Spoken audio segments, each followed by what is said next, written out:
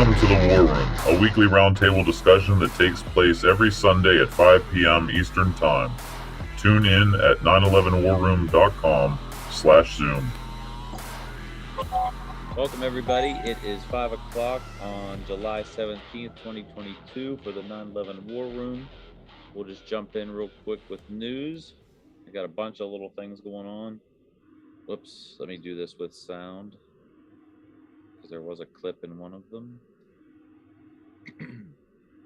First one that hit the news is pretty popular going on right now. I guess Fox News messed up and they did this ad for Boston Yankees game and put the logos over the memorials, and they're getting a bunch of crap for doing this. That was pretty disrespectful, even if I don't really care for these monuments. But yeah, that's taken a bit far. So they're getting a bunch of grief for that. Next, 9/11 families to Biden, don't trade us away for oil, the peace deal. So Biden on Friday went over to talk to the Saudi royals. Notably, the victims' family members are annoyed at this, and that's what this article is about, which the next two things I'm going to share here are about that. Biden claims to be Mr. Empathy, but he's the least empathetic president we've ever had since 9/11. Twin Towers widow vows to check to see if White House confronts Saudi about the role in terror outrage during the upcoming trip. And this victim's family widow, Terry Strada. I do want to show this clip. It's 5 minutes, but I think it's pretty good. So I just want to play it. This is pretty good here. Rights, including the murder You guys hear that of U.S. okay? journalist Jamal Khashoggi and the kingdom's role in the 9/11 attacks. With me now, Terry Strada. Her husband died on September 11th, 2001. She is the national chair of 9/11 Families United. Terry, good to see you again. So there's been a lot of back and forth from the White House over whether the president would travel to Saudi Arabia, would greet MBS, who U.S. intelligence blamed for the murder of Khashoggi. But now the time is here. Biden is meeting with Saudi Arabia's leaders on Friday. How do you feel? What's your response? Well, I've been really disappointed in the president lately. When he put out his op-ed in the Washington Post, he completely omitted 9/11. He didn't talk about what we're going through and what we've been requesting from him. You know, President Biden claims to be Mr. Empathy. He is the least empathetic president we have had since September 11th. He offered us no words of comfort at the 20th anniversary. He has ignored our letters. He has ignored our requests. We're all over the news, but we get nothing from this president. So we're going to watch him very closely. We're not going to. I got to kind of it's not just Biden, it's every president since George Bush. No one's done anything for the victims' family members. So yeah, take this with a grain of salt too. It's everybody. When he comes back from his trip, he's going to have to answer to us. What did he do in those meetings? Was 9/11 brought up? Is he going to hold the kingdom accountable for the murder of our loved ones? If not, if he chooses to sweep this under the rug, then we're going to ask him, what did you trade for the murder of 3,000 innocent people? What is the story here, Mr. President? You owe us an answer. What do you want him to do in Saudi Arabia when he meets with MBS and other rulers there? What exactly are you looking for from the Saudi government? So the president released a lot of documents, many U.S. intelligence documents that now show there's evidence confirming that the kingdom was deeply involved in September 11th. So it is the president's obligation to tell the crown prince that he needs to hold his countrymen accountable. The Saudi banks, the Saudi-funded charities, state-run charities, the billionaire Saudi elites, all that were part of the funding for al-Qaeda. There has to be accountability for all of that, because that is the pipeline of money that supports terrorism. And if we don't deal with it with him now, at this first meeting that he's going to sit down with him, then we have no guarantee that the money will not continue to flow to terrorist organizations and that this country will still be at threat from the Kingdom of Saudi Arabia. So that is really what is at the crux here. How do you protect us going forward? And you do that by dealing with the truth and holding them accountable for the murders of September 11th.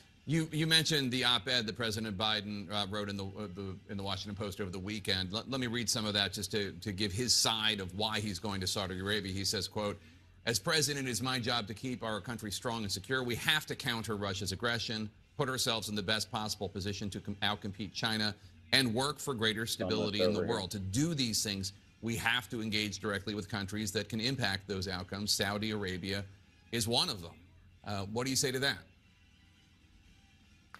I understand that there's a lot of reasons to sit down and have a conversation with the Crown Prince. But what my organization, what all the families, the survivors have been trying to get across to this president is that you have to deal with September 11th first, because that was such a tragedy in this country. We were brutally attacked, and there's been no accountability. There's been no justice to the families. Amen. And there's been no remorse. And we are very concerned about how do you protect yourselves going forward. We're very concerned about what's going to be written in the history books.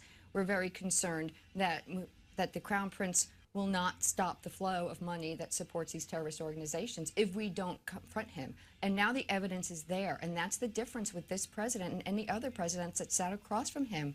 The evidence is overwhelming that the kingdom was involved. Not only their agents that they sent over here, but again, with all of their institutions and their citizens that were supporting Al-Qaeda, this needs to be addressed first. Our national security depends on a true account of September 11th. Amen. Terry Strada, thank you so much. Good to see you. She freaking rocked it there. I wouldn't say it was only Saudis, but she... Well, that's what I was going to say. Forget Saudis. What about the Israelis? Yeah. Do you have anything to say about that? Yep. I mean, she's definitely on the right path. I also wanted to show this clip on my timeline. This was the press was shuffled out of the room rather quickly because the first press person... This is Biden sitting across from, I forgot the gentleman's name with Saudi. But as soon as the meeting ends, the press speaks out, and the first thing the guy yells,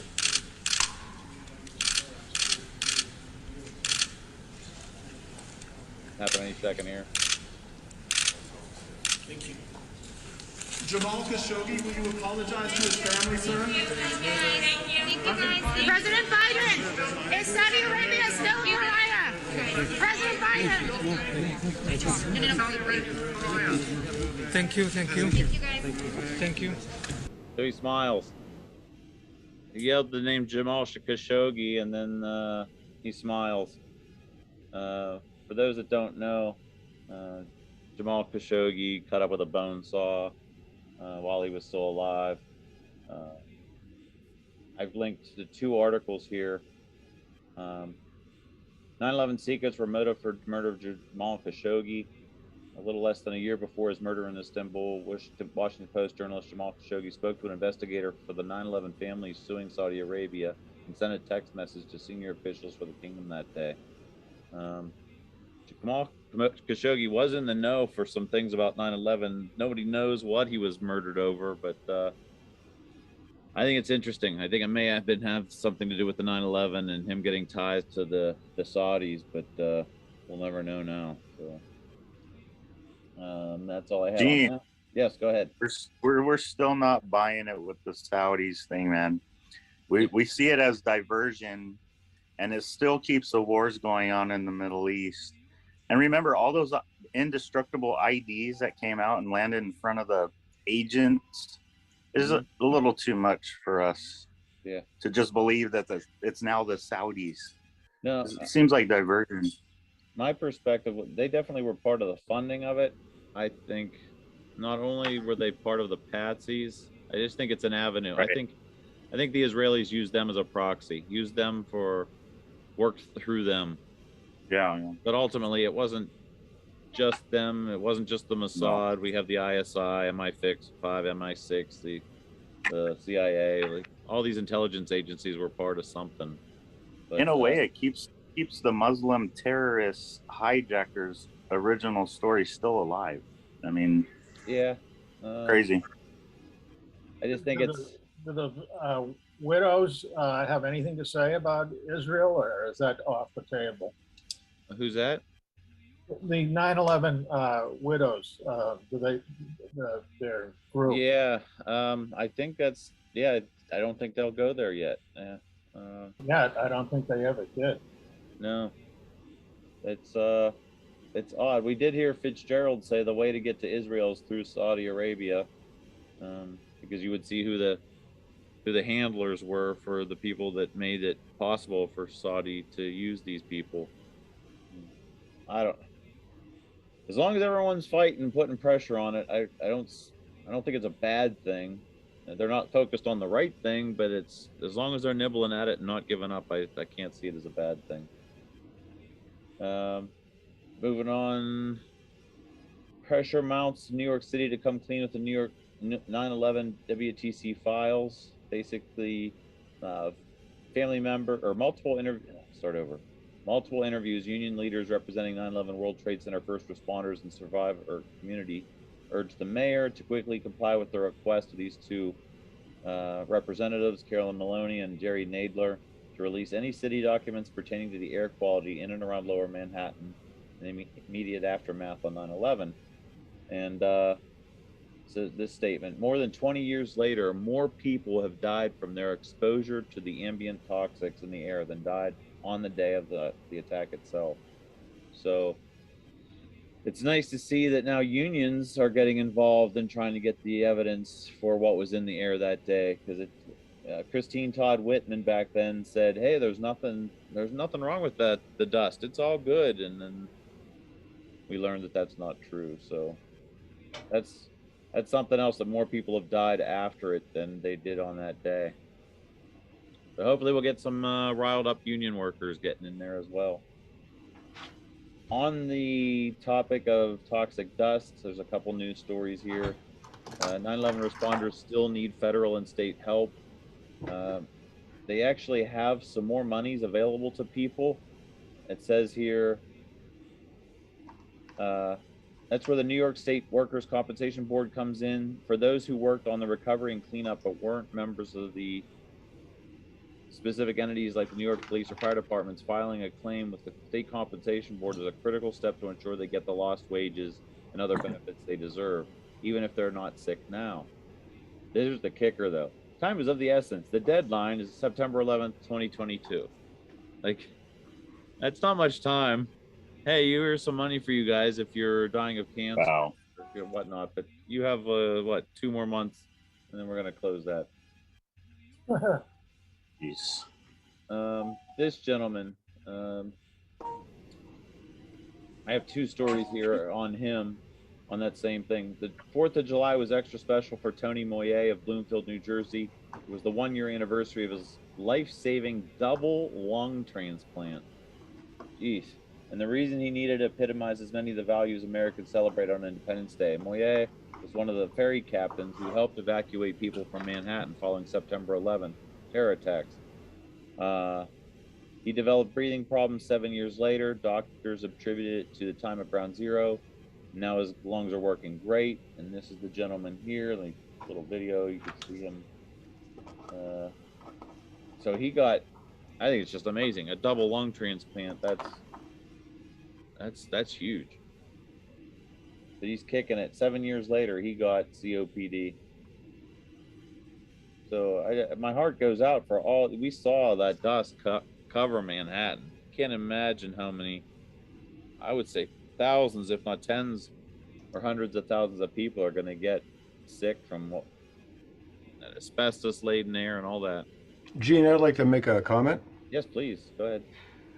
The persistent heat-generated steam. You saw those videos and pictures, stills of steam coming off the site? Yep. And that lasted for months. So you have to wonder what volatiles, what other vapors were in that. People talked about certain stenches, aromas, smells that were coming off the site. So it wasn't just the dust. Right. Correct. Thank you. Yeah. Not only the dust, the chemicals and everything still being burning off of under the pile. Yeah. That's it on the toxic dust. Volunteer restores sought for now historic 9/11 mural in Lawrence. This is around the Boston area. There is a mural that got dilapidated, and this gentleman here continuing to keep it updated. Retired Lawrence Fire Lieutenant Jimmy Flynn. I don't know if you guys know where this is at. This is your neck of the woods. Where is that? Let's see, South where's Broadway. It's in Boston, probably. on South Broadway. Lawrence is outside of Boston. Okay. Oh, this is in Lawrence. Okay. So it's on South Broadway in Lawrence. Got it. So he's restoring that. I guess it was restored back in 2000. I can't find it. Oh, 2014 when they were restoring it here.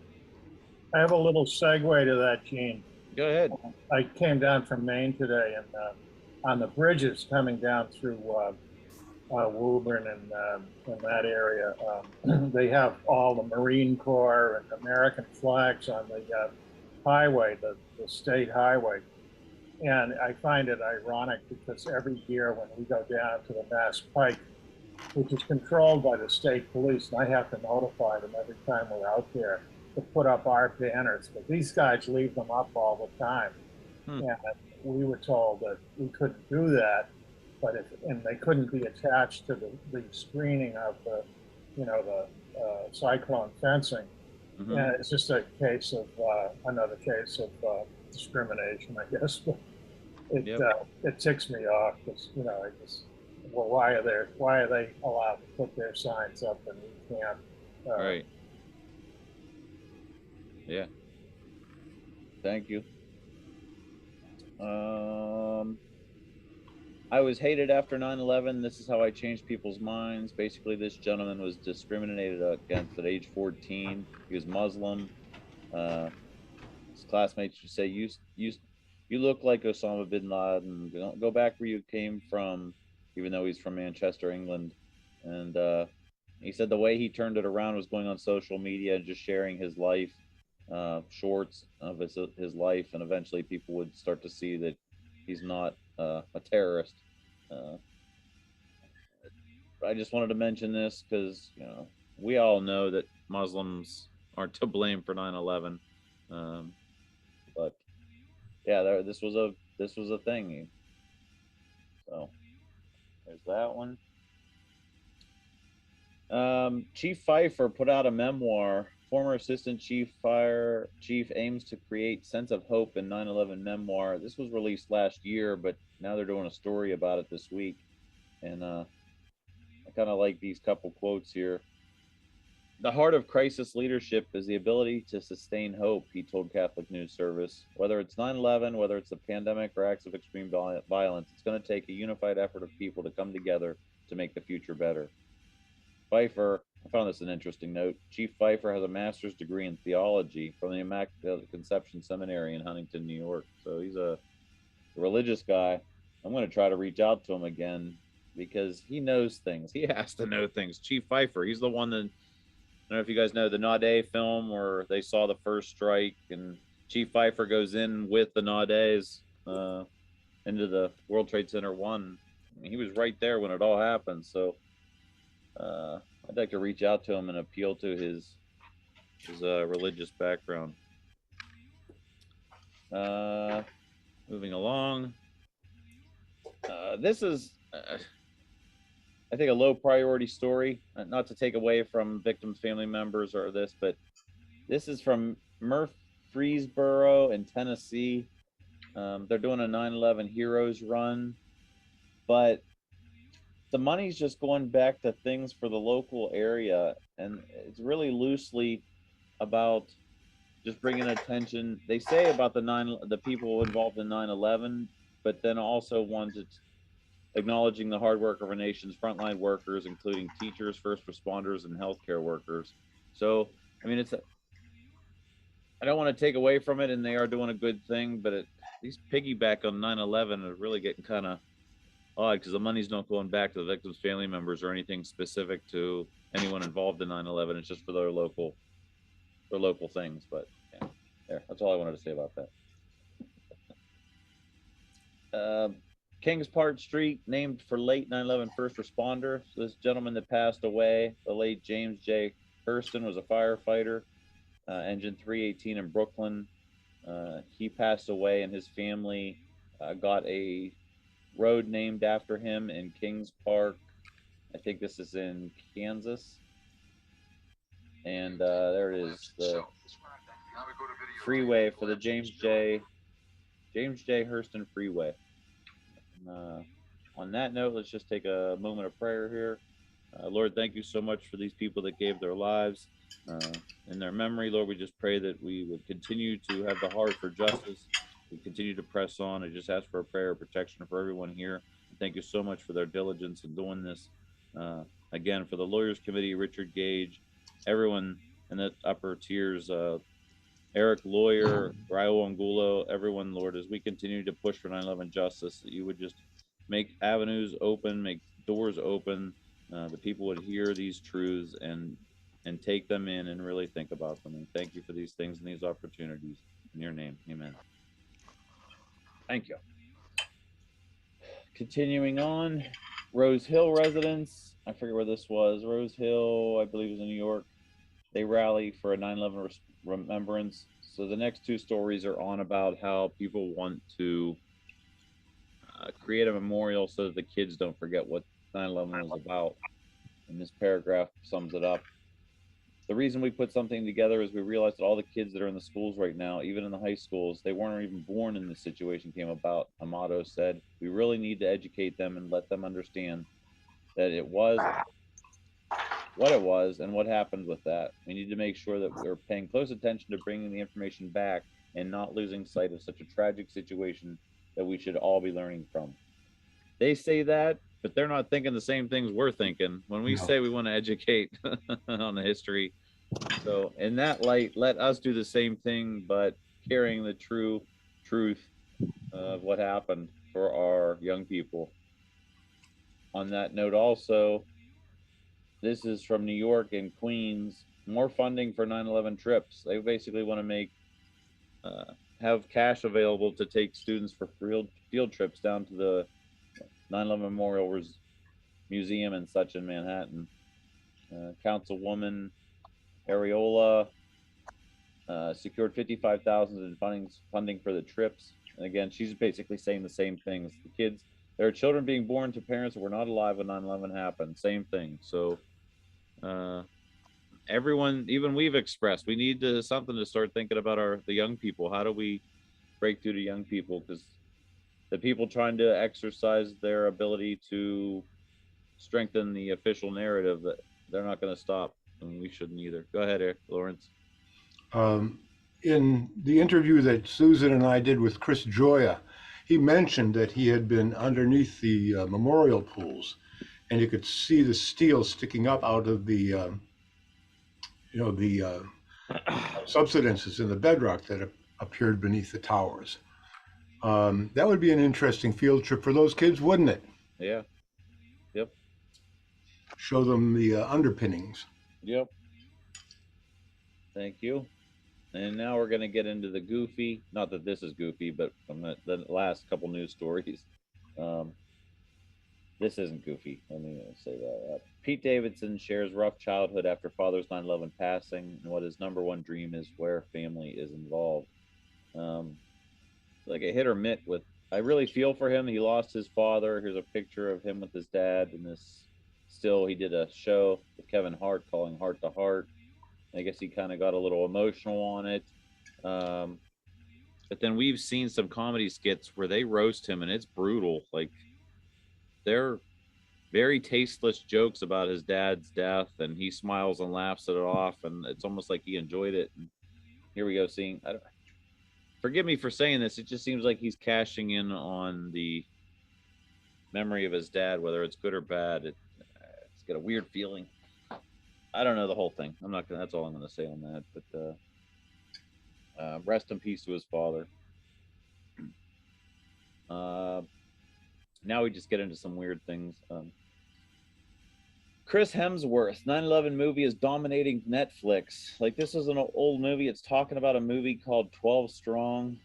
It was released long ago, but now because Chris Hemsworth is doing like the new Thor movie and stuff, I guess the ratings for 12 Strong are going through the roof on Netflix. So people, I think, are really still, there's been some 9/11 news lately, and people are still wanting to learn about 9/11, and everyone's got Netflix, so they go back to these kind of movies. So I think that's what we might see, why we're seeing this trending of 9/11 movies. I misplaced a news story. I'm just going to skip that one. Another thing that came out this week, July 16th, that's yesterday, 25 movies about 9/11 will move you to tears. Now, this is what mainstream corporate media wants you to consider as the 25 movies about 9/11.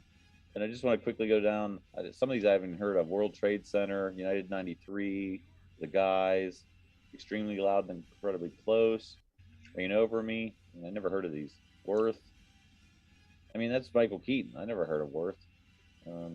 Zero Dark 30, Come From Away, The Space Between, Windows of the World, 25th Hour, Man in a Red Bandana, American Sniper, The Hurt Locker. I didn't know The Hurt Locker was about 9/11. Flight 93, Rebuilding Hope, The Children of 9/11. The Report, The Mauritanian, The Second Day, The Hamburg Cell, In the Shadow of the Towers, at high school in 9/11. 9/11 15 years later, Ash Tuesday, 102 Minutes to Change America, Dear John. I didn't hear most of those movies. Like I might have heard of 3 or 4 of them. I don't think I watched any of them. So on that note, I was like, well, what are the 9 best 9/11 truth films? And I just thought, oh, this is interesting. And you do a search, it's the 5 best 9/11 conspiracy documentaries. So I'm like, okay, what were those? 9/11 False Flag, never heard of that one. September 11th, Evidence to the Contrary. Terror Storm. Hey, they got Loose Change, number 2. And Fahrenheit 9/11. I'm like, man, the corporate media kind of screwed that up. So I'm like, well, let me go out and find what I consider 9/11 top documentary films. And Ripple Effect and In Plain Sight are 2 of the best that I've ever some viewed. of them, well, I think we've heard some of these better. 9/11 War Games, I think that was James Corbett's. Corbett. Yep. Anatomy of Great Deception, Dave Hooper, that's a great one. 9/11 Trillions, Follow the Money, that's Corbett again, that was a great one. Decade of Deception, I didn't see that, but I heard it was good. Skygate, 9/11 Belligerent, 9/11 Exposed, Massimo Mizuko, New Pearl Harbor. That's another good one. I'm just gonna skip down. Loose Change. I think that's the one you mentioned there. Lawrence, 9/11 Intercepted. Is that one you named? No, that's one of Rob Balsamo's. Oh, I thought that was what's his name with the V? Dave Von Kleist. He used a lot of Rob's stuff in his presentation, but okay. His was In Plain Sight and then followed up with Ripple Effect. Both of them included a lot of the same essential stuff. Yep. September Clues, Explosive Evidence, Experts Speak Out. There's a couple other ones I wanted to see here real quick.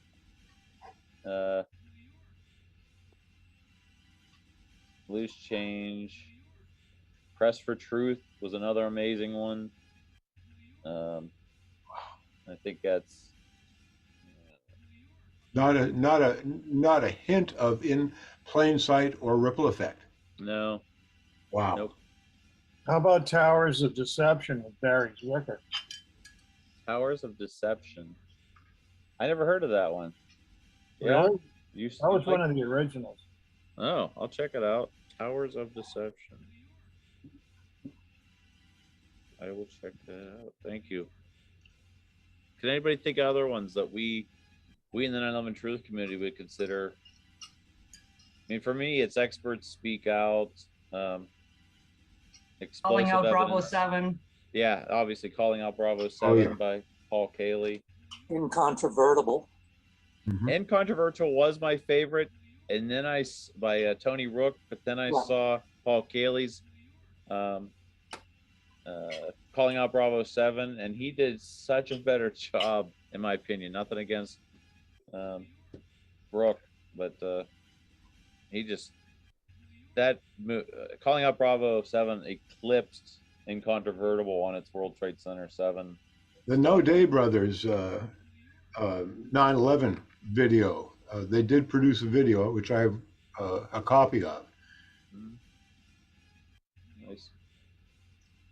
think we named all the biggies for us. Well, Blueprint for Truth has to be in there. Yeah. I mean, the AE releases. Yeah, yep. So it'd be nice. Don't forget Ken O'Keefe's documentary on 9/11. He really hits at Israel. Oh, okay. What was it called, Kel? I'm trying to find it. They scrubbed all of his channels. He has his new one up, but he doesn't have it on there. I'm trying to find it. I'll share it when I find it. I'll share the link. Thank you. We got to do something, or try to do something on educating the mainstream news that, you know, these aren't the best conspiracy 9/11 movies. Like the ones that we named were way better than any of these. So, and last in the news, Richard tried once again to have Captain Patterson on, and it crashed and burned again. He's getting like he said 10-minute delay, which is crazy. They get checked out fine in the night before and the day of, but then when they go live, it just goes bonk. So I don't know what's going on there, but I'm looking forward to this one big time. Because it seems like we're stitching the lawyers. We're stitching the firefighters back together. Eric Lawyer's back in it. We got Raul Angulo. Here we can get Captain Patterson, Paul Cayley. Yeah, Paul Cayley. Chris Joya is like dancing the line of wanting to get back in or not get back in. But I think if these guys all get back in, we really could start something. These are powerhouse. Don't forget the fire chief from Philadelphia that was on the Marine fire. We met him at the NFTA. Oh, nice. Okay. Go ahead, Mr. Zarzano.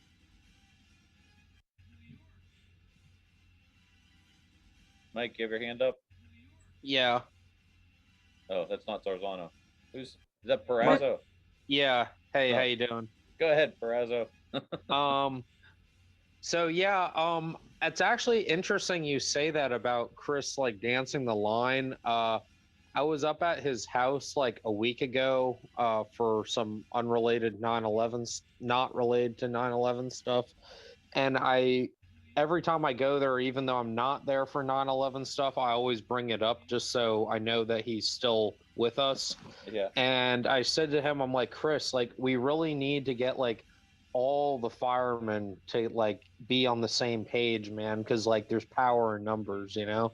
Mm-hmm. And he was like, I agree, but it's just so hard to get people to, you know, come out of the woodwork. Well, now after you told me all these other guys are down, I'm gonna have a conversation with them this week and say, you know, it would be best if you guys were all on the same page, and even better if he could join the Zoom call would be awesome. Mm-hmm. Mike, you have a good relationship with him? Oh, yeah. Yeah, yeah. Well, I need his permission. We came across all the responses that his mutual aid request had from his webmaster, and we want to use that. And I need his permission or okay to say, okay, fine, I don't have a problem with that. But I didn't think we should be sending it out to the respondents to his mutual aid requests. Do you have his email? Would that be preferred, just because you'll have a written document like saying I don't, or you just want a verbal permission like, yeah, it's fine. You broke up there, Al. He froze there. Yeah. Waiting for him to come back. I can reach out to Chris too, and include Al and Chris and Gene in the email, or even you, Mike, and just lay out there. I'm sure he's aware of the NFPA. I mean, he was part of the early talks, so he knew it was happening. Yeah, if you want to do that and just loop us all in, that'd be great. Thank you. I have here a list of over 40 firefighters, active firefighters in the Hudson Fire Department, and I now have 50 envelopes and stamps. So the Raul Angulo letter is going to be going out to them fairly soon with a cover letter of some sort that Susan and I will composed, probably including a lot of the stuff that Sandra composed in her letter.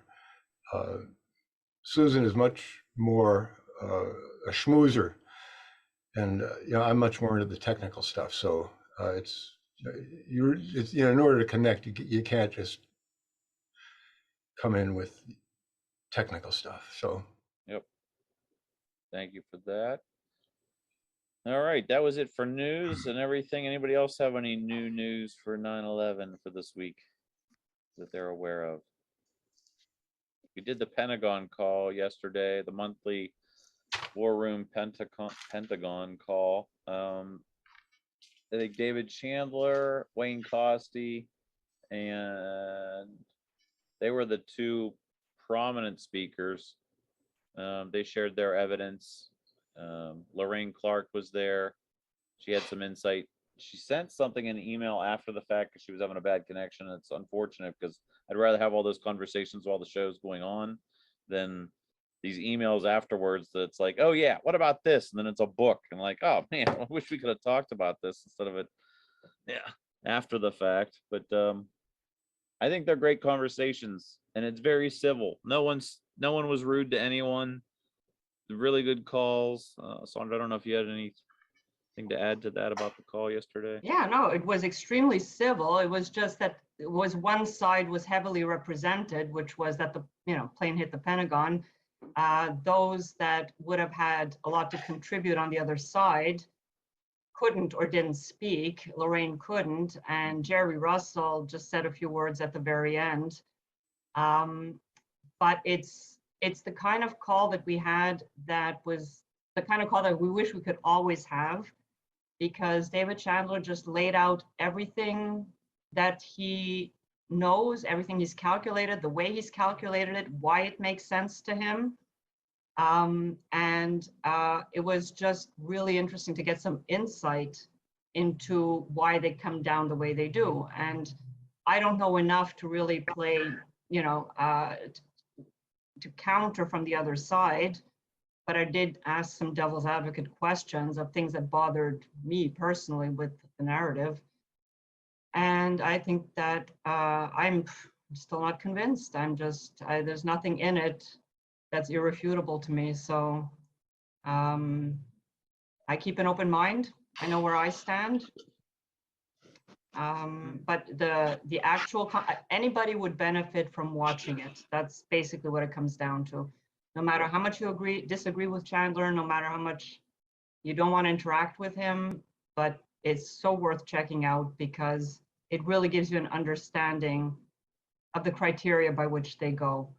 And I hope that next time we can have people on who can address those very points.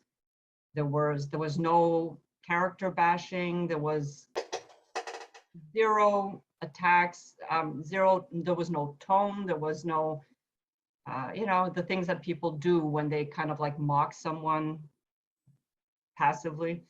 There was none of that. So it was a really, really good call. We need more of those. Forgive me, because Mike Sullivan's, I guess, tried to get on and needs a passcode. Yeah, Mike asked me for the password. I told him there's no password. I don't know what. Well, I'm seeing from one of the very first times we did this, that might be him. That might be him. Yeah. When I saw Mike on the screen, I thought it was Mike Sullivan, and then you thought it was Mike Zarzano, and it's Mike Perazzo. So. Oh wait, no, we're waiting for this new user. And Mikey, just so you know, on one of our previous calls that you did not attend, we designated you as the leader of the 9/11 Youth for Truth movement. Right. Oh, cool. So you've got the torch and you need to run with it. You need to reach out to the below 30-year-olds. Yeah. I actually did. Actually, the other day I was at my without even knowing that I had the torch. I was at my teacher from high school's house doing a job for him, and his stepson walked out, and we were just spewing about how fucked up the world is or whatever. That's a good conversation to have. And I was telling him about the Trade Center, and he had never heard of Building 7 before. and I actually invited him over to my house so we could watch some of those movies that you all were talking about. Some of my personal favorites, like Lauren said, was In Plain Sight. I think that's a great one. And then, of course, Loose Change and calling out Bravo 7. So I was planning to kind of brainwash him with those three to start, unless you guys had better ideas. How old is he, Mike? He's my age, like 28, 27, 28, 29, somewhere in there. Okay. So, yeah, and he, I showed him pictures of Chris, and so all that good stuff. So, yeah, well, keep at it. Kale. Yeah, I left Ken's link in the chat. Thank you. He's on, I think, like his third YouTube account. Yeah, like Richard. Actually, he's popped back up the past couple weeks. So he had something out about almost 4 hours long, and then they took that down. Then yesterday he did another one at close to 3 hours. But yeah, he really breaks down Israel's connection with 9/11. There's no real title to it, just his name and documentary. So, all right. Wasn't he in jail for a while? He was, yes, in Florida. Yeah. Oh, in Thailand, which he almost died. Yeah, So, who wants to be in jail in Thailand? There's a lot more to it, but Exola, is it Exola? Ziola, she really knows the details on that. But he was really close with Rudy Dent, and Rudy Dent, I feel his passing just almost went under the radar. So sad for firefighter in this fight. Okay. Yeah, in the chat is the link. Thank you. Two people who have passed that have gone kind of undetected is Rob Balsamo and Major General Albert Stubblebine. Yeah, who are they? Rob Balsamo founded Pilots for 9/11 Truth, and Albert Stubblebine, General Stubblebine, was very outspoken. He was a major general that made a couple of presentations, especially relating to the lack of wreckage at the Pentagon. Okay. He's his famous quote is saying that a missile hit the Pentagon. His famous saying was, "What happened here? Yeah. What's going on?" There's a quote that goes around. Yeah. All right, the table is open. Anyone have anything they'd like to discuss? Well, I could start in. Go for it. Well, I'm assuming Eugene and Sandra, and Susan's not here, but the email that was going around about the letters that were being drafted, and the one that Raul Angulo had presented to me that was suitable for publication, which we all put out on social media. The confusion was that the NFPA draft letter that was going to go to them needed to be reworked, and Richard Gage, Eric Lawyer, and Nick Harrison were all involved in sort of toning down Eric's attack on NIST. And they're still working on it. It's going to come out, but they want to be very careful about how they word it. And that is going to be the trying to enlist the NFPA to present their side of their story about how safe it is to go into high rises. And so that should be resolved fairly soon. The letter you're showing here is suitable to go out to anybody. I put it out on Facebook and all the websites that I have, Boston911truth.org and the Facebook web pages, but they're very well drafted and Yeah. not a lot of speculation here. It's all straight up talk about, fire safety and how best to go about it. And nobody's, there's no finger pointing at all. And, spoken like a true professional. Al, do you have apparently Gene has a copy of this. I'd love to have a copy of this so I could print it. Of what, this? This, yeah. Here? Absolutely. I guess it's in my email, so I'd have to go look, but it's on our Facebook page and it's also on our website. Which Facebook page? Boston 911 Truth. Okay. And Massachusetts Alliance for whatever it's called. 9/11 Truth and Justice, right. I'll check that out. Thanks, Al. Yeah. So, but, it's a very well crafted, both of them. And this is the meat and potatoes that we have to work with. And it goes right to the heart of the whole story. Okay, but Al? Yeah. Okay, I have a question. Go for it. Eric responded to my question about my confusion because I didn't understand why there was a letter that was ready to go and then it was being edited. So anyways, so the letter that we just looked at right now is the one by Captain Raul Angulo. Yes. It's addressed to everybody who visited the booth. Okay. Right? I mean, that's what it starts. Thank you for visiting the booth at the whatever. Yeah, that's right. NFP. Right, okay. So that's the one that he wrote. Now, the second one, Eric says, is going from Papa directly to the NFPA. Right. That's the one that Mick is co-writing. That's right. So that it's, is that the one that, yeah, okay. So that's the one that Mick's, so that is only to the professionals of the NFPA. That's right. And then the third one, it says here, is directed to the NFPA conference attendees. Yeah. So this does not help me at all because I want a letter that I can send to firefighters. That's exactly where I'm at with this too, which is what Susan and I are working on, hopefully with you, Sandra. Okay, because I'm not going to be writing to the NFPA. I have no use for any of those letters, no matter how well written they are.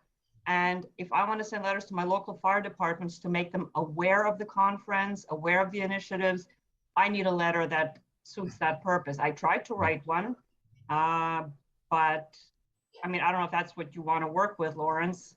Well, that is part of it. I'd love to send them that letter that is directed right from Raul Angulo too. A cover letter, possibly another piece, maybe as much as 3 pages, 3 triple, 3, trifold regular. Yeah, but Raul Angulo's letter is only addressed to the NFPA, so right. Yeah, I realize that. It's going to be not off topic, but it's not addressed to the right people. We can incorporate elements of his letter. Yeah. I would, I'll work on that with you and Susan, or actually I'll definitely consult with you and Susan on that. That's what I would really like to send. 1 page would be great to send to my local fire. We need to try to fit it into 1 page. Nobody's going to read a novel. Yeah. Okay, so we do have a call on Tuesday night. Yeah, we're supposed to all be on, it's Monday and Tuesday from what I gathered. I don't know if that was resolved or not.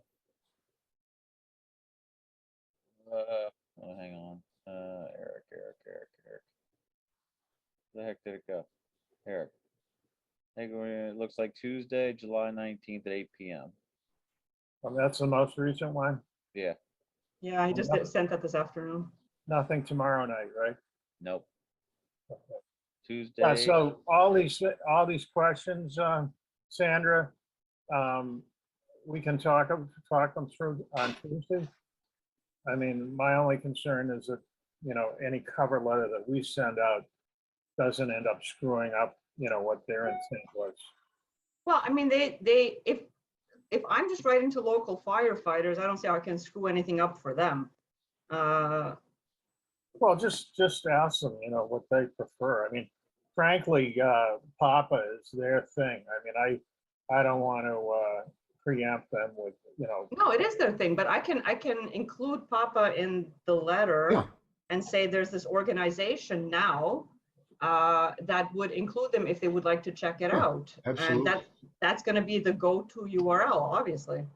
Let's be real though. Papa is Eric, lawyer, and us. Right. Eric, Raul, and all of us that started this thing. But I know it's Eric's. It's Eric's baby. It's considered Eric's baby. But well, it's also Raul's baby because he was the key person. He was the key. Richard got Eric involved, and Eric got Raul involved, and Raul stole the show. Yep. It's his baby, and that letter or modified, at his permission, taking excerpts from it. He's the man. Yeah. And that's what I want to send to my local firefighters is that this is what occurred last month.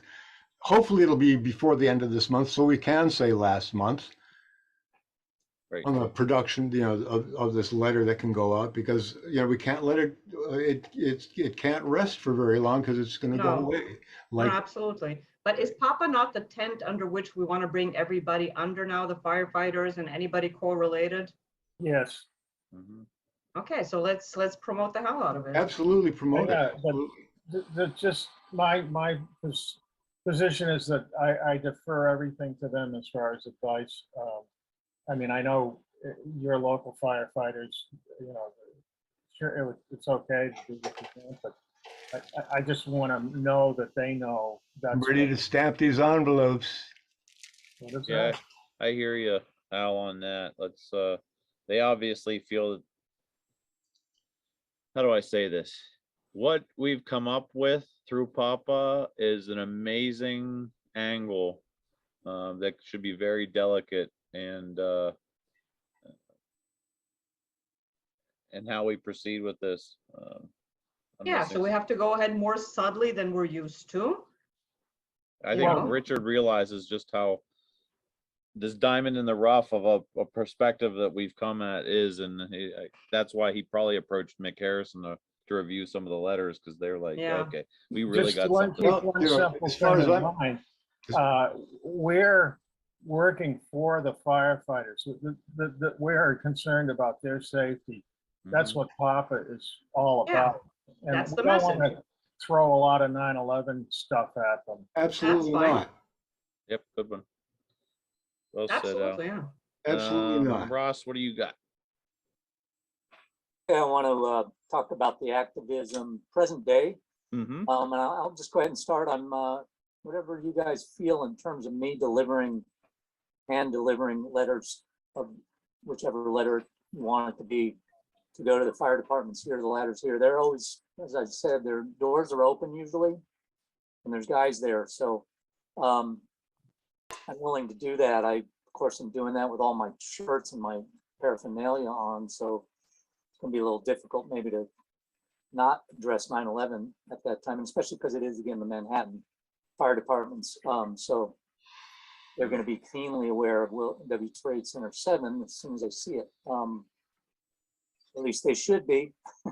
And I don't know how old they're getting, but so I'll be happy to help you guys out with that when you're ready. And but I did manage today or this week to get down there when the memorial was open, the actual, the memorial where the squares are in the ground. And I was a little nervous to go there with all the. No, you're breaking up, brother. Board and the shirts, and I read the regulations, and I don't know. I read the regulations, and I thought I should be okay. And I got there, and wouldn't you know, I'm surprised. Great news.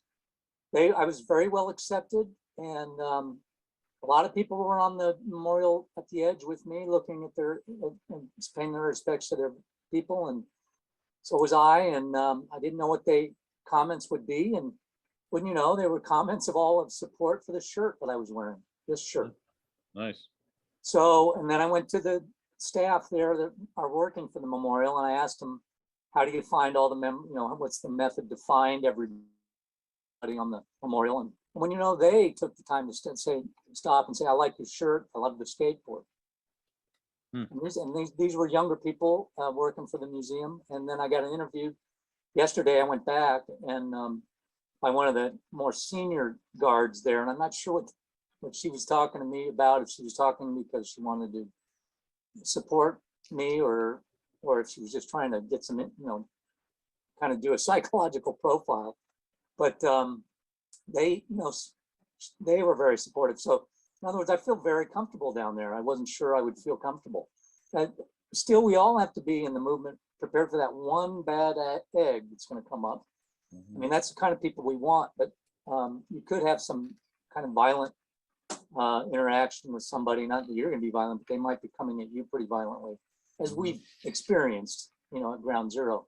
So you got to keep your eyes open for those people. Don't be lulled into this sense of, oh, everybody's on board, because we know they're not. There's going to be some people, especially in the crowd at the memorial, that might get a little unhinged when they see you. But anyway, I'll be back there a lot now. That seems to like the best outlet, both for me too. It's given me a ability to be down there, not just get this negative feeling about being down there. I like to see the squares, the footprints. Makes me think about the future, what they could be there, and I get to talk to some of my friends. I've visited McIlvaine's. He's at Robert McIlvaine is in panel N22, right in the middle of that panel, and was able to put my hand on top of his name. It was helpful for me. So basically, I think we can all be. And then they said, come on the anniversary. We let everybody in after the at 3 o'clock in the afternoon. The families are there in the morning, of course, but anybody else can come at 3 o'clock. And I think we can be there en masse. I don't think we should not act like we're a group, but as many people want to come down there and have their shirts on and have our message on them, you can be there. And we wouldn't want to be congregating together, but we could be all spread out. And I think that will be a very strong statement if we can get people together to be around the memorial that day and other days. So the bad news of the week, I noticed that a lot of the YouTube videos are being taken down pretty much as quickly as they're being posted, especially with relating to the compilations of the demolition of the towers and World Trade Center 7. So there's a lot of good information that's, just that unbiased, just here are 12 different views of that were recorded on the day of when the towers came down. And that's our strongest evidence, I think, that we've got, is just that unbiased approach that they're showing, that shows you a lot of details. All the timings are right on these things. They show a lot of different angles, and all of them show the same thing. It's not a building collapsing, it's a building being demolished, okay, explosively demolished. So if I get more time at the end, I want to go over what consensus I think we have here in terms of what that demolition was precisely with the big towers. And I guess lastly, on activism, future activism, I'll put this up. I'm going to share my screen.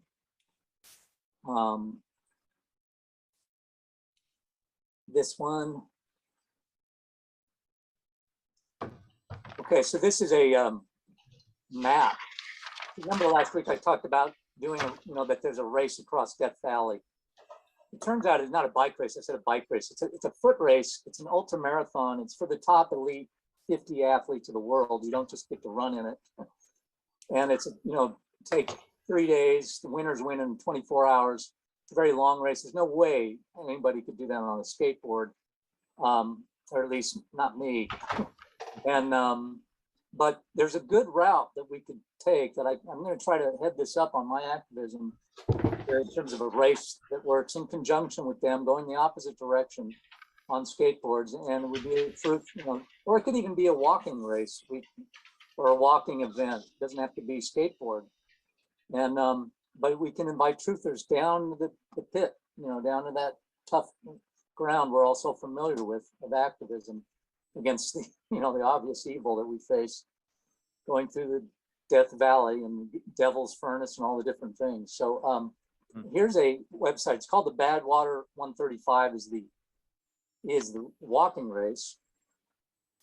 And it's a good website to go see if you're interested in that at all. And but so I'm pretty excited about that. I'm going to keep working on that one and thinking about that. And then the tattoos, I'll leave that with Mike Brazos in here. Mike, you weren't here when I was talking about for the young people. We got to get temporary tattoos made up. And, yeah, that's an idea. Yeah, especially for the memorial, the anniversary, and then we can actually offer to and almost tell them we want to put this tattoo on you.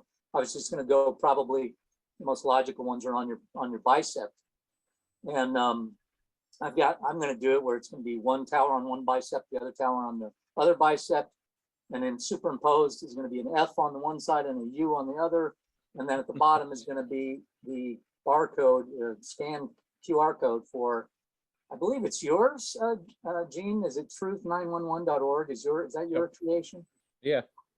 So that barcode I would like to put on the bottom of the tower, and then very big tower tops, so you're not confused as to what they are. And then the FU is obviously stands for what it stands for. That could be a kind of a little tricky way to get people into the truth, because it could be some people are thinking, oh, I really hate those terrorists, those Muslim terrorists. That's what that FU means. And then when they scan the barcode, if that's where they're coming from, that'll be a little bit of a cognitive dissonance shock for them that they should have. I'm trying to get to those people. If we can flip the switch on those people, we'll have strong activists, as well as on the young people, which are already on board pretty much. So, you got to have an edgy kind of tattoo, and that the kids can want to use. It's temporary, so you don't have to worry. But you can get a lot of people to use it. So that's what I have to say for now. And I want to go back, if we have time at the end, to talk about our consensus on demolition towers 1 and 2. I have to say, I love the fact that you're down there. I wish we had 100 more like you. Yeah. Yeah, I wish so too. Deb is down here, and we used to have a lot of people, but people have retired and they've left the city. It's pretty hard to be in the city right now. It's changed so much for the worse. And anybody of our age that's been doing this is kind of like giving up to living in the city for various reasons. So yeah, I wish there were more, but in some ways I can be more risky here because we don't have to, they don't arrest you when you're just one person. So when you start getting, Ross? Yeah. Ross, did you say earlier that you just walked into fire stations and given out the information? Yeah, we had our flyer for the event in 2019. The lawyers, front and center event we had uptown at the church on the anniversary. I helped them a lot with the design of that flyer, and then I just passed them out directly to the firemen. Okay, so that's my question. What was the interaction like, and what was the reception like? Well, it was good. I wasn't in the mood to stick around. I wasn't in that aggressive, more proactive mood, because it's the first time I approached those guys, and so they looked at it and they were like, "Yeah, okay." But then I didn't stay there to explain to them a lot about it. I said, I told them, I said, this is an event. It's about the firefighters. And about the day 9/11, and where a lot of people are going to be speaking, and just general stuff. I didn't get into like, well, this is the unofficial story. It's the real story. So I would change it if it's up to me with this letter from the lawyers. And again, we're talking New York City fire departments. Did you direct them to the PAPA website? Yeah, all that stuff should be on the letter, and I will do. And I did, yeah. I directed them to the websites. But I'd really like, as Sandra was saying, I want to bring up that saying, are you going to do anything about this? I really want to put the onus on these guys. I'm tired of just like dropping it off and then running away and hoping they get religion or something. I want them to be like, I want to put them on the spot a bit. You guys want to, with the national groups, I understand you want to be very sensitive to them, but I want to be a little bit more fire under the feet of these guys here in Manhattan. You just need to put it to them and tell them it's about their safety. Yeah, I don't think you need to say anything more, really. Okay. Al, I cannot find that letter. Can you, that nice copy of Raul Angulo's letter, could you email a PDF of that to me, please? Yeah, I'll try to find it. Okay.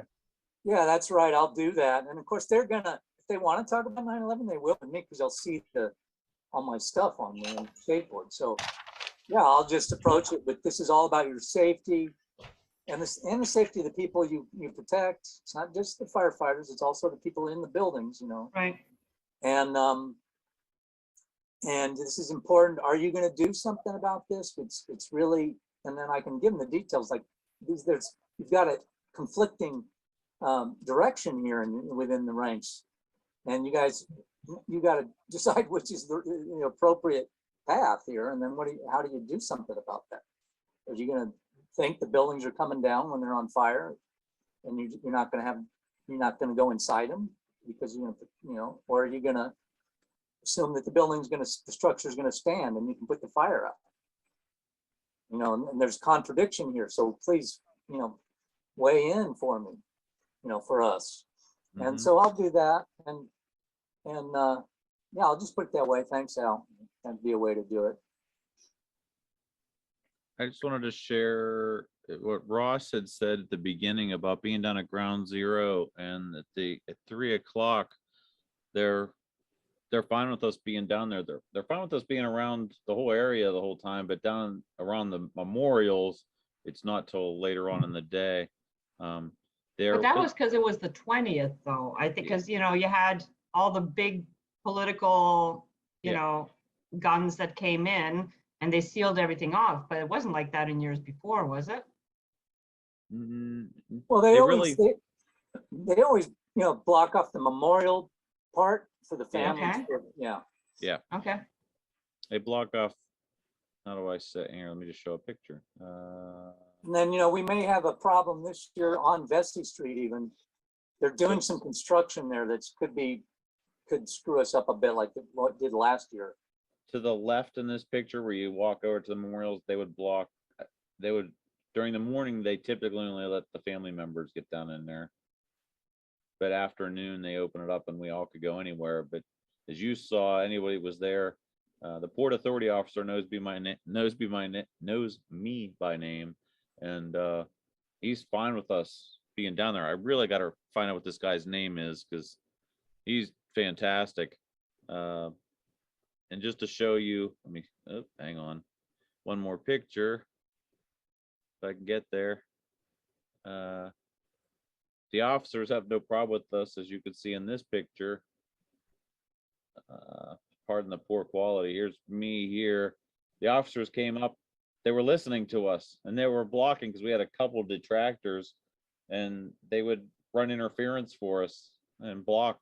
I'm like, yeah, you guys have no problem here. Here we are, just yelling out to the crowd, and we had quite a big crowd that year.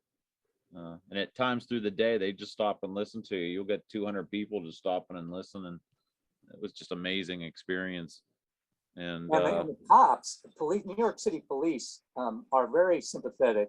Yes. To us and the truth. A lot of them will come directly and tell me, it's like, you're right. I agree with you. Blah blah blah. Now the Port Authority police are the exact opposite. The ones I've run into. They're the Port Authority police, as I think Gene will testify also, are a little bit more on the official story. So yeah, this is FDNY here. The Port Authority police have white uniforms. Yeah, and then firemen are kind of mixed. They're more like they're the guys who will come and under their breath say they support you, but that's a brotherhood. The firefighters, the police are more like the renegade cop type, individualists. But the firemen, I think, are more tight knit, so they don't want to be coming out against the official story directly. But some of the cops, the police, do. Yep. As far as walking around and having conversations, they don't have a problem with us as long as we're not obstructing the path of flow. Walking down through there, they have no problem with us. So. All right, Lawrence, you're up. Thank you for that, Ross. Thank you. And I will get Papa on the truth911.org page too. Sorry about that, Gene. I forgot to lower my hand. Oh, you're good. Anybody else? Could be a short one this week.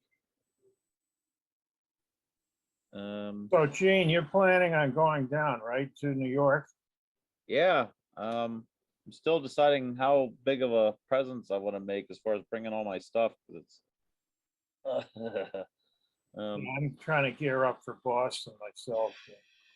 I definitely want to make more of a presence at Foley Square because I really feel like we should harp on the justice system for they're blocking our First Amendment right and they're the U.S. Attorney's duty to present this evidence to a grand jury. Like, it just, if I could have a million of me, we'd all be down there and be causing all kinds of hell. Like, we demand our First Amendment right. There's no, you get to sit on it and not present the evidence to the grand jury. That's not the way our Constitution, that's not what that meant. Here, we'll give you evidence. You just sit on it and never actually give it to them. No, that's not what the Constitution meant. So I have a question. Your T-shirts, where can I get those made? Let's see. It's all the T-shirt thing's such a difficult subject. You could take any of the designs and make them. I'm not. These are like the old designs, and we kind of refurbish them to resell them again. I can get you the designs. Julia, excuse me, Pasici found a place that was doing it, but those are kind of like lower quality shirts. Nothing But against her. Are you asking because you want a shirt or you want a whole bunch that you can sell Well, or give out? I'd like to get like, maybe 6 for the people that are going to be down in Boston for them, so they have one.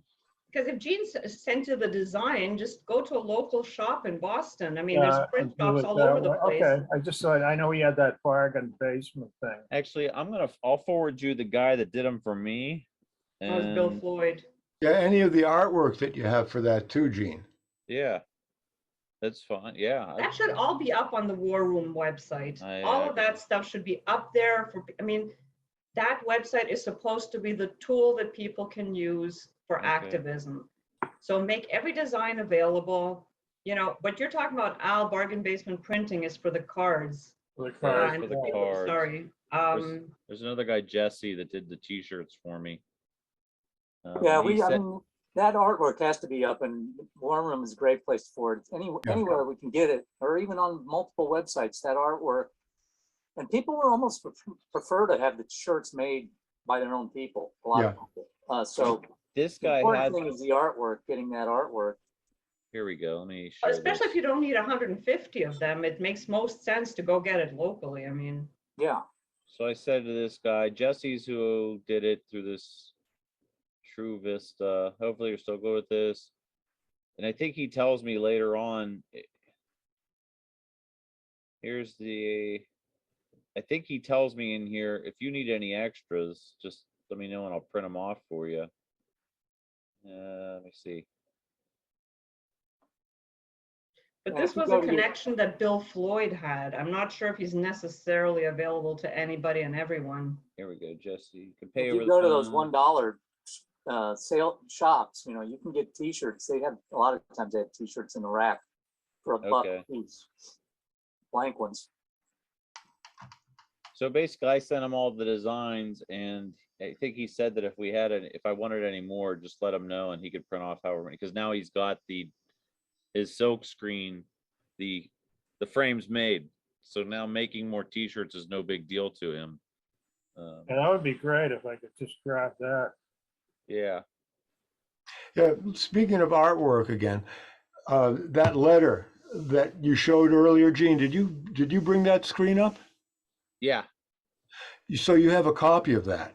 Yep, that's on their site. Whose site? Well, I posted it all over social media, and I sent it to a bunch of email addresses. The Raul Angula letter? Yeah, that one with his graphic at the top. I made. Yeah. I think I sent it to Susan. If I didn't have you in the email, I apologize. But Susan, let me just see it. Let me find here.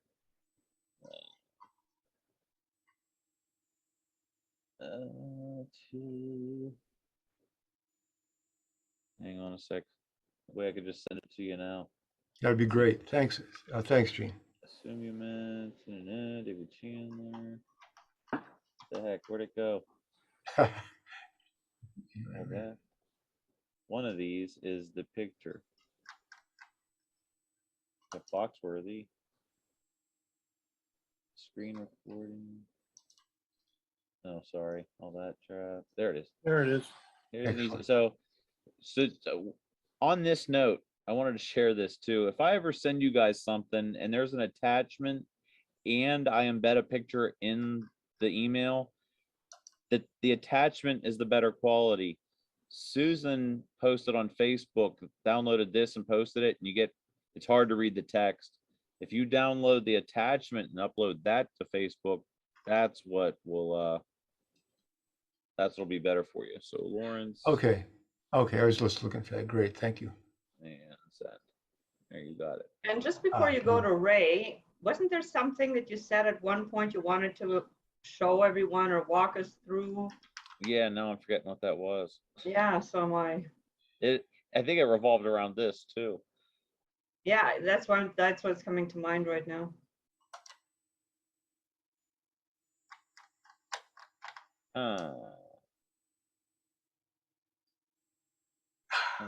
Next WarRoom. Nope. Next. One last try here. Next 9/11 WarRoom. Nope. I don't know what it was. I'll see if I can find it. Ray, what do you got, brother? Yeah, I was just listening, and I came late. Sorry for that, but good. It's the way it works. But it's the protecting all protectors, and I made a screenshot just as I find it a very impressive photo of this fire chief checking the two towers, and it's about, you know, we know now explosives were used, whatever way they were used on a day. There's no denying that. And if you have this chief looking at those towers, I was thinking, was he informed? Was he informed that maybe explosives were used at that in the attack, or were in the towers, or and I think the FBI knew from the day one, from minute one, that explosives were used. And if you listen to the very early clips of what happened there, like Trump saying that he thought that there was a bomb on board the plane, and these kind of things. But there were also FBI people related to the FBI talking on television about the possibility of explosives. And if explosives were used, and they were told that explosives were used, these firefighters going into these buildings, would they have reacted differently? You know, it's a thing that for me, it's these people went into these towers because they thought it was only jet fuel, and that's the thing. They were not afraid for these towers because they were burning, but you would be afraid if you knew that explosives played any part in this.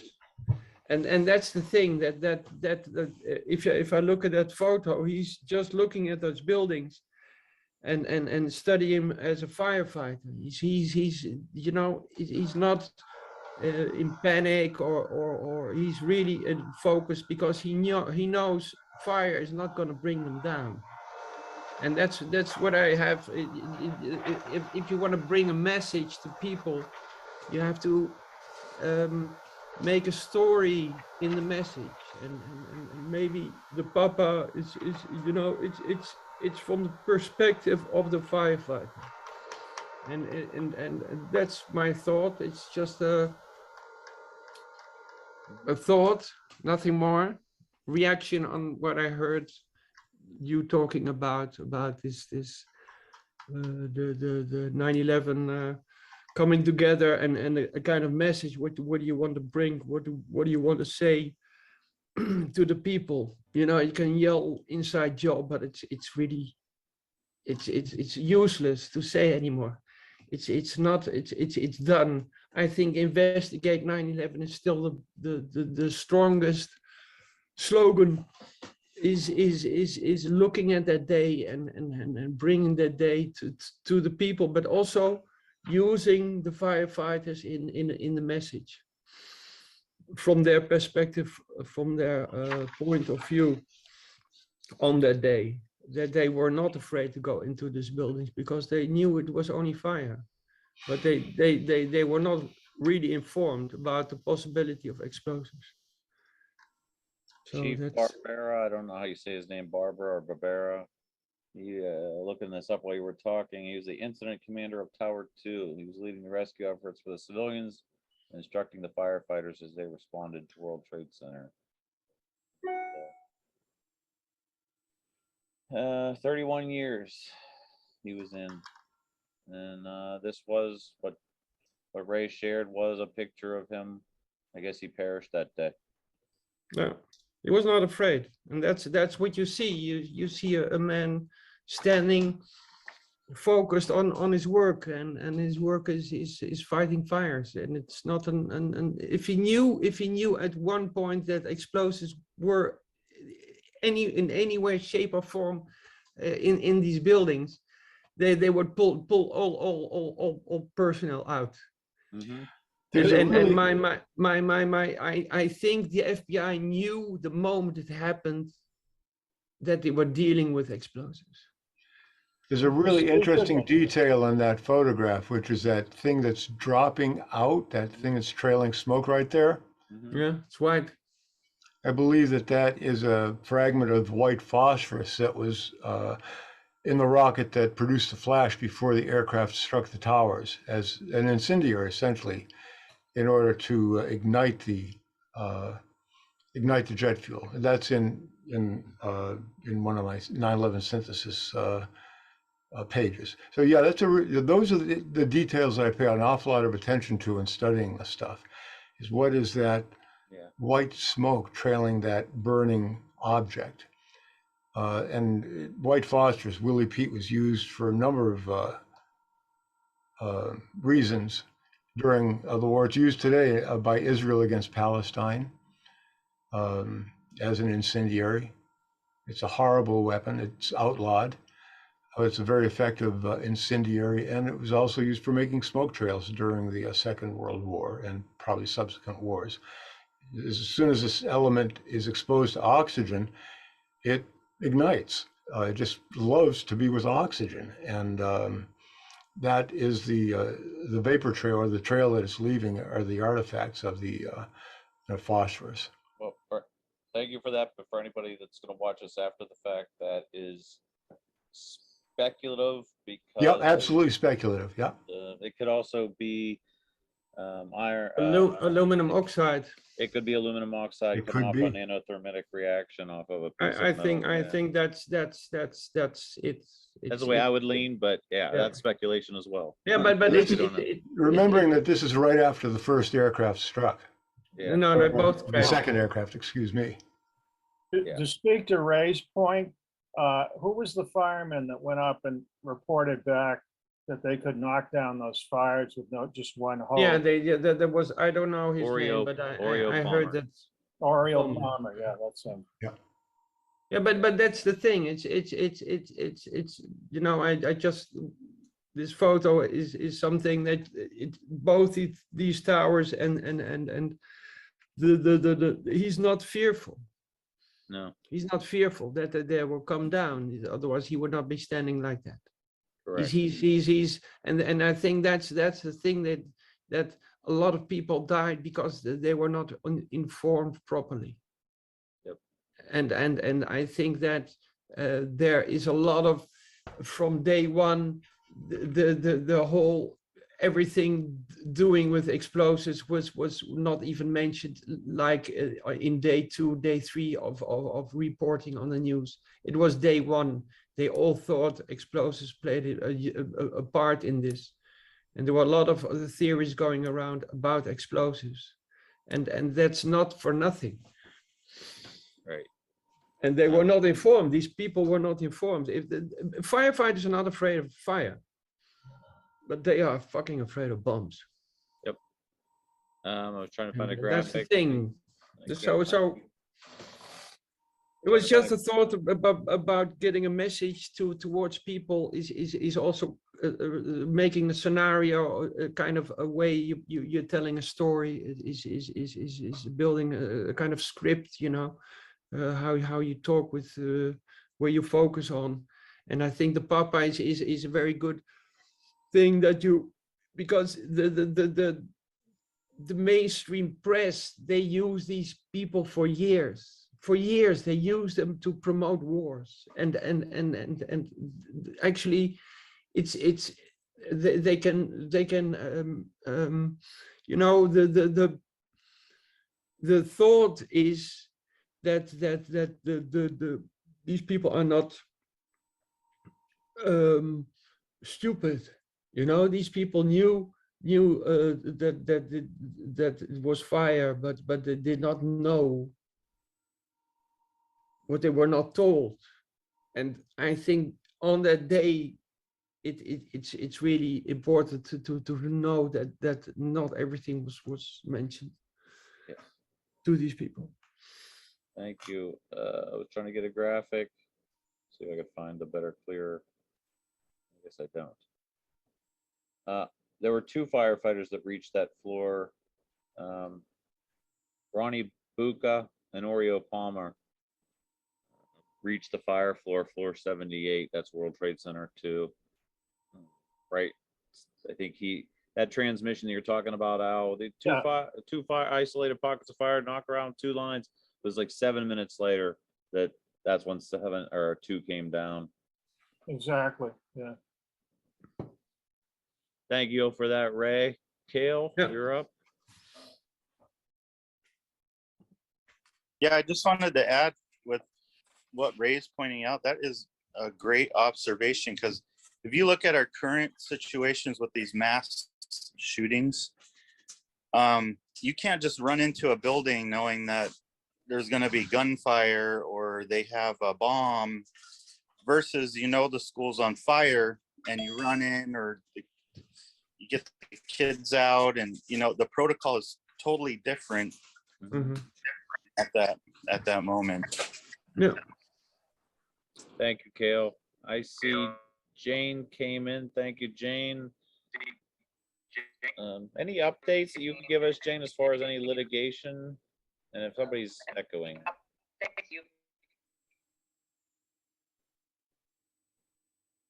Give her a second to get situated.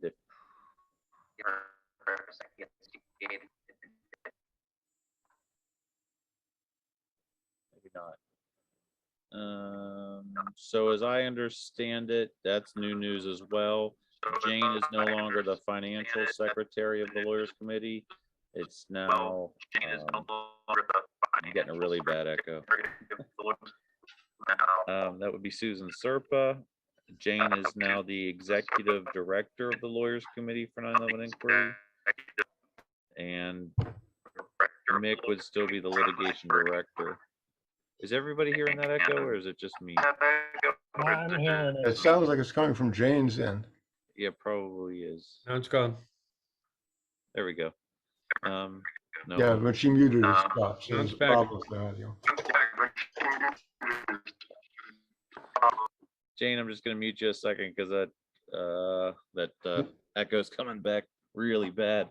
Sounds like a lot of background noise, but I don't know.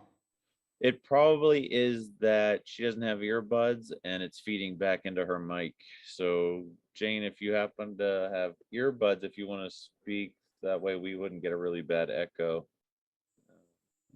Or if you want to speak, just unmic or unmute yourself, and then we won't have that echo. But if you have anything to add, please feel free to chime in and interrupt anytime you'd like. You're one of the bigwigs. We appreciate you being here. Just interrupt us if you have anything to say. I'm going to move on to Ross. Go ahead, Ross. Okay, yeah, so I wanted to, again, and we got the right people, at least the ones I'm interested to see if we have a consensus on how the towers were demolished, and the anomaly that I believe we need to deal with. I haven't seen it dealt with yet in a way that's satisfactory to me, and that is the fact, we had a demolition that began when the towers finally came down, with the tops being compromised and coming down on top of the healthy structure below. And that happened, we all agree that was a kind of a classic demolition technique where it's an implosion where the core columns are severed and compromised at the base, in this case at the base, and therefore the weight just pulls the top and encourages the structure to go inward on top of itself. So we agree that that's what happened, right? I mean, we do agree that the base column cores were compromised at the beginning of this final collapse, final demolition stage, right? And so unless anybody interrupts me, I think we're on the same path there. So we have that. So now then we must address this here. I'm going to share my screen. This photo, which we all know what it is, I believe. The spire. The ghost spires. So we're looking at the core columns that are still standing of World Trade Center 1. That's right. And what we're specifically looking at is the northern, well, the east-west column line, the northmost face. In other words, these are the columns that right above it is where the plane would have compromised those columns. You know, there were only 9 columns that NIST says and A&E says of the core that got compromised when that plane came in, and it would have been 9 of these columns on this column line. So the ones below, and this is like an 80-story, that top column is 80 stories. It's quite high. Ones below are still standing. So that part of the demolition of the core being compromised to pull down on the rest of the building either had to be a mistake. In other words, it didn't happen because those spires are standing for another 20 seconds after the tower is down. So there was either a mistake there, or it was intentional potentially because they realized they didn't need it. Obviously they didn't need it because the tower did come down. And unfortunately, so it's either a mistake or it was something intentionally because they had more information by that point, that base part of those columns did not get taken out to pull. So there's no reason those shouldn't still be standing after the right. Yeah, I mean, they should have been down, they should have been pulling, or at least that whole base would have been compromised along with the other part. Is my view. They would have wanted to bring those down at the initial point rather than having them standing and waving in the air. So then it's either a mistake or we have to decide what we're going to tell people. It is, oh well, that was a mistake. Or it was intentional because they realized they didn't need all those, and it looks more natural to have them doing that. It looks like more of a natural collapse. Oh, could be. I don't know. I don't think. I think it was a mistake. I think. You see over here is my hand showing up here. So you see that this column, one of many, has been compromised there. It's broken. It's breaking off, and it's an angular momentum coming down. In other words, it's moving at an angular, and there's angular velocity. So I was disappointed in David Chandler last week because he simply said, well, it failed in a natural way. And he's never studied the free fall of the column at the top. And he's the guy we need to put his name behind there and say, it did go at free fall, this column assembly, when it finally went straight down, basically. So that's not a kind of he's called it a buckling failure. We wouldn't say that in structural engineering because that's generally reserved for when a member is supported rigidly at both ends. And then if you have a failure in between because of some kind of loads, either laterally or axially, that is called a buckling failure. But when it's just falling over like that, that's a lateral, a lateral impact failure. And you see the tower. And so when you have an unsupported length at the top, it's unsupported, you're going to get this angular velocity. As we see in some of these columns did break off, but the main column and the other assemblies did not. They came basically straight down. And again, these are the core columns. So you've got debris hitting that assembly at the base from all sides. It's not just hitting from one side, therefore causing it to give up at the bottom and be kicked out. And if it was kicked out, you would see some angular velocity, a rotational move in that structure, which is almost non-existent from all the different angles. So I think not A&E and people are not addressing this. They're running away from it. I don't think they should. I think it's because of the Judy Woods people. But really, again, with my experience with wireless detonation, I do believe that there was a mistake and that they had to press the button again when the tower was gone. And this time the signal got through and they were lucky, or maybe they were lucky because it did cut. You did have the cutting charges and the slip failure, which is what you would correctly call it, either a slip failure or a gap failure, which are more demolition terms. You know, slip failure is an angle's cut in the column, so it just slides off itself, coming pretty much straight down. And a gap failure is the same thing, only more aggressive. They just actually they blow out a portion of the column. Yeah. With an explosive. So, you know, that couldn't happen from the debris coming down, in my view, from all directions. I don't think it was a buckling failure, a natural buckling failure, and I do think it was a mistake, but it's maybe not that important either way in the end of the day. But I do think we need to say, why are these things standing? Yeah. Is it a mistake or is it intentional? You just brought up something good. If David Chandler has that tracker software, we should put points on this and see if that column is falling at free fall acceleration. Yeah. And if it's falling at free fall acceleration straight down, we know there's nothing underneath it. Yeah. That's what that means. We all agree with that. Even David, if he were here, would say yes. Yeah. There's no support. And the only way that would happen would be removing the resistance below. Yeah, and it's coming down. If you notice that distance there, that's a good 100 feet that thing's doing that. So it's like you're picking out, it's comes down at angle show too at a very rapid rate for quite a long distance. So we can download the tracker software. He said that, remember? Yeah, I'm gonna. This will be another one of my homework assignments. And another one, Gene, for you, because it doesn't work for me anymore. All right. Is to copy YouTube videos, and I wouldn't worry about copyright law with them because this is public domain. I mean, come on. This is my video. Yeah, I downloaded it and republished it. I don't care anymore. I don't. Yeah, this is public domain. They can't claim. I say fair use. Rest in peace, Aaron Rodgers. Was that his name? Who was the gentleman that the kid? You're muted, Sandra. Aaron Schwartz. Aaron Schwartz. God bless him. Rest in peace. But anything I put up, I claim fair use for educational purposes only, and never fails me. I'm not making any money off. You were able to download these compilations because that was when it's okay. That stopped for me. So for you guys, that anybody wants to download any YouTube video anywhere, here's the simple trick. Go up in the address and right after YouTube and before .com, put in 5S and hit enter. And then it's going to take you to this page and you're going to say, get that link and download that video. And now you can have that video. Okay, now that's a new one on me there. I've had the other tricks like that, but that one's. Again, just go to any YouTube video you want. This works for most of them. Yeah. Right after the word YouTube, just enter in the number 5, the letter S. Okay. And it'll take you there and you should be able to download it. And now I'm happy if it works. It works on my phone. And there's another page.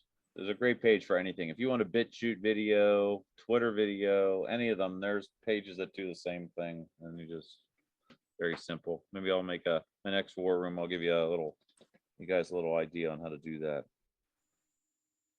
Thank you for that. Let me write that down. Tracker, Ghost Spire. I did. We're good. Let's see. 6:39. We're coming down on 7 o'clock. So unless anybody has anything else for the group to discuss, we should go around the room. Anybody want to discuss anything else? All right, let's go around the room, starting with the bottom. Kale, anything for the group for the week? Love you guys. Right on. Love you too. That's good.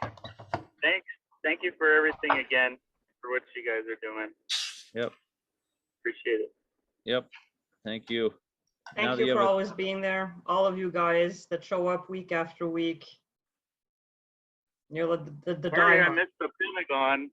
I missed yesterday's, but it's awesome to hear and see how civil it's become. It's total light in this fight. Well, check out the video as soon as Jean puts it up in about 6 months. I deserve Oh, that. no. All right. Fair enough. She's on me. Right. I get better on my uploading these videos. On that note, but the next Pentagon, so the Pentagon discussions that we have for the War Room are once a month. They're on a Saturday, and we just had it yesterday. So the next one will be, what is that? August 13th. 13th. So August 13th. Are you willing to go into Shanksville? Or I know Richard's gonna do something on Shanksville with that con. Yeah, as soon as he does that, then we'll start doing those ones. Makes sense. I'd like to have Yeah. them. We've got our hands full with the Pentagon as it is. There's so much ground to cover. I am amazed how quickly the Sundays roll around that we're doing another one of these, and that's a lot to. That's a lot. Just that. Was Adam and Ed on the last one? No, I invited them too. Adam and Ed. They were still in that email list, so I invited them. Nobody came. None of the rude boys came. So that'll be next month's Pentagon conversation, Saturday, August 13th at 5 p.m. You're all welcome. Thank you. Sandra, anything else for everybody? No, I'm not feeling good. Oh, I'm sorry. Mental note, don't go give blood by bicycle and come home by bike. Yeah, that was nuts. That was not a good idea. And I'm still like recuperating. I had a 15 minutes where I'm just like, I was just over the toilet bowl and trying not to faint. And it was not pretty. And I'm still like totally wiped out. So. Yeah, so this is really kind of funny. A week and a half ago, she was here in the United States and had to go back through. And they said, do you have the ICANN app? And she goes, I'm not doing that. Well, then you need to pull over here. Well, I'm not doing that either. Well, then stump the guy. He goes, well, then you need to take this kit and isolate for 2 weeks. And she said, okay. Pulled through. Went home. Went to work. And here she is a week later, not quarantining, and she's donating blood. Yeah, and I cringed a bit because you have a questionnaire to fill out before that. And one of the questions is, have you been outside of Canada in the last 2 weeks? And I'm like, well, right now I'm about to fess up to like not doing what I'm supposed to do. But good. Andrew, I have a question. Real quick, Go ahead. Oh, sorry. My mom's in Quebec, and for us to go visit, we have to quarantine, right? Is that the thing? If you're not vaccinated, you can't even come in. Right. That's what it says. Yeah. So, but if you were vaccinated, then I think you'd have to come in and quarantine for 14 days. Oh, wow. In good faith, what Sandra did do the day before, we went to a Walgreens here and she did the test through the drive-through and she came up negative. So it wasn't like she was just being willy-nilly. She did do something to yeah, I'm hanging on to that just in case. In the meantime, I'm getting emails from the government reminding me to quarantine, and failure to do so can result in 6 months jail or $100,000 fine. So if I'm not on next Sunday, you'll know where to find me. Yikes. Trooper. Thank you, Sandra. Ross, what you got for the group for the week? Okay, well, I'm just going to say I want everybody to get ready to don their tattoos, their temporary tattoos, and join me down in Death Valley for the 50-mile first annual, I don't know what we'll call it yet, 911 Furnace walk/skateboard marathon. Right on.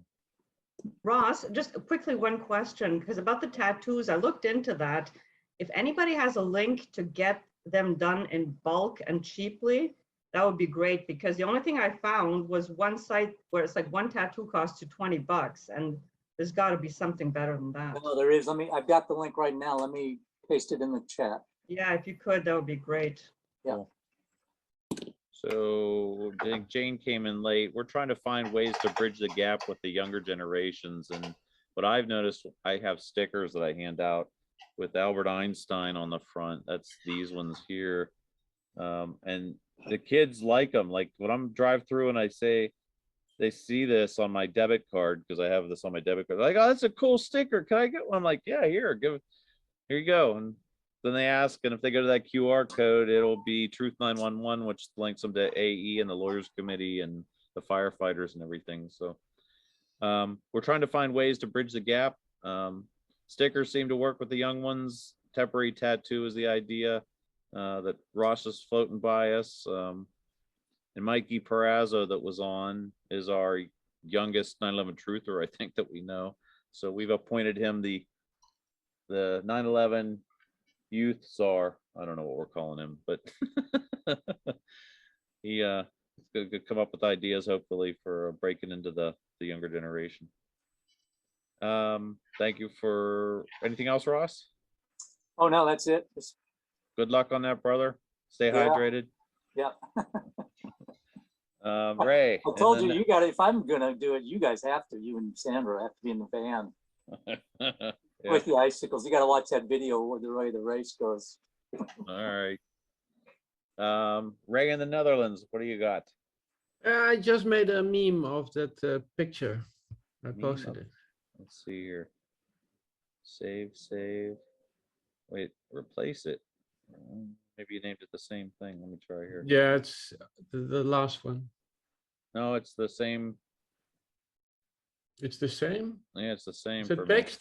There's no text in it? No text. Oh, it's the wrong one. But it was, is it safe to enter a burning building? No. That was but I posted the wrong one, I think. That's actually, now that you say it that way, Ray, that is actually a really good, this would be a good graphic for Papa. And I think that's what we were probably trying to say before. Now I'm just hearing it, like it's resonating now.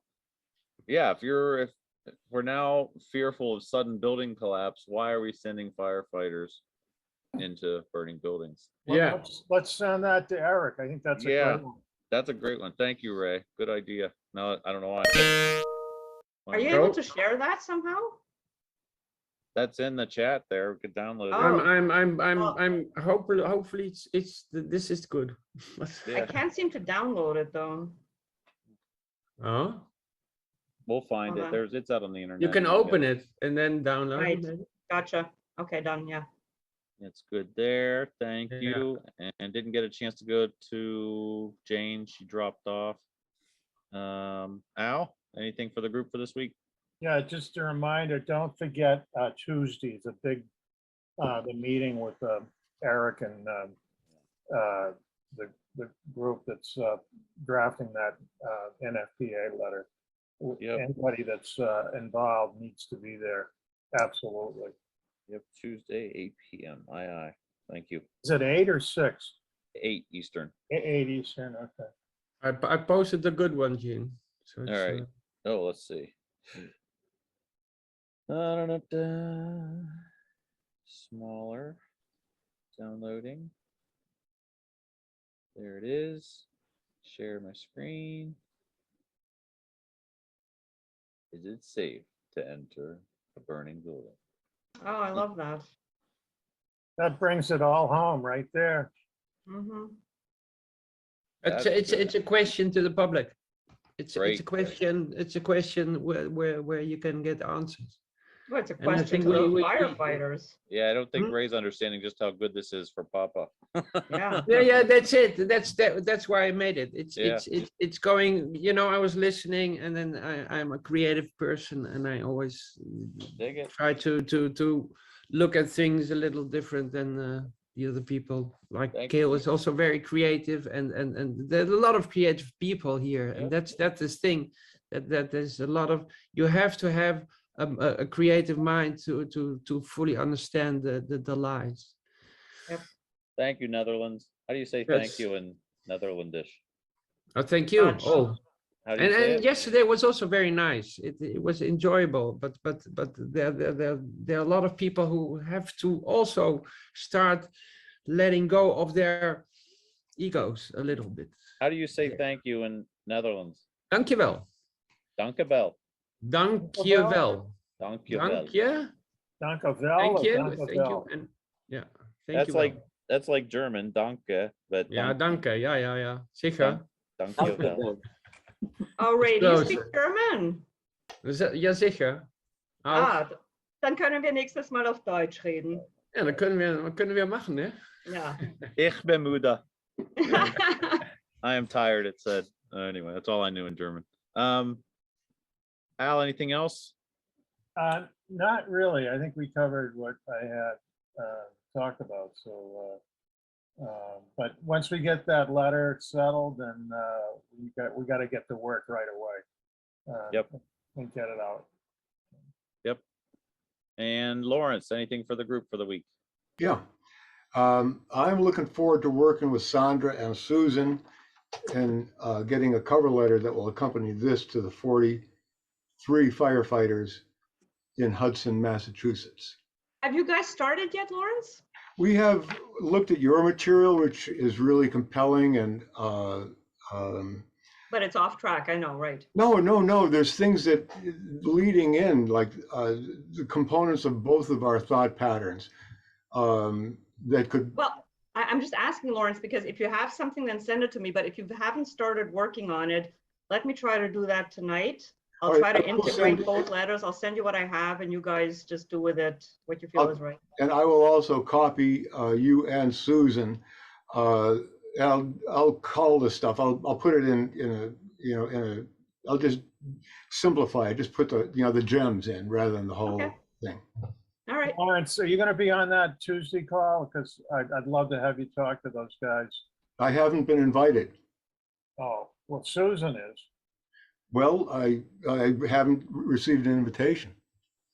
Well, I think it's important because they want to know, what we're sending out. Well, this is what I'm sending out. I don't see that. Hold on. Oh, that. Oh, I see. Okay. Accompanied by what, I guess? A cover letter explaining what this is. But again, this is NFP, addressed to NFPA. Yeah, I realize that. So we'd have to cover that. Yeah, we did this event last month in Boston. We thought we'd like to make you aware. Yes. Yeah. Yes. Yeah, that's pretty much that.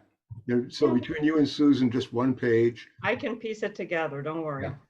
Good. Thank you. We're not talking 9/11 synthesis or anything else. No, not at all. Oh, Al. I'm just saying. You're a conspiracy theorist, just like the rest of you. I know that. All right. Dankjewel, everybody. Have a good night. Ah, look at him. See ya. Next week. Arrivederci.